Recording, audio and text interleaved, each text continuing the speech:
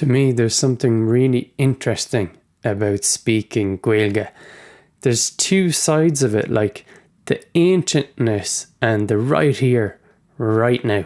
So when you're speaking Gaeilge, you're tapping into like vibrancy of community that's in Ireland and worldwide, and people connecting with each other. They're connecting with the culture. They're bringing the culture into this very moment, and there's an energy around that. And at the same time, like Irish is so ancient, we don't know really when it arrived on the shores of Ireland.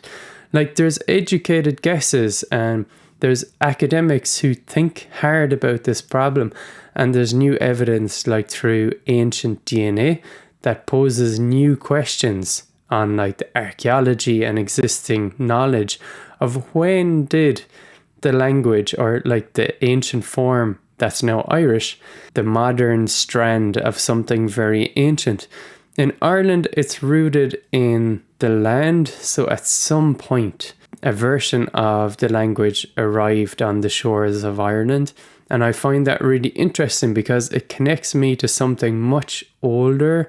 It gives me a sense of this like cosmic time, or like deep time. So it pulls us way back into the past.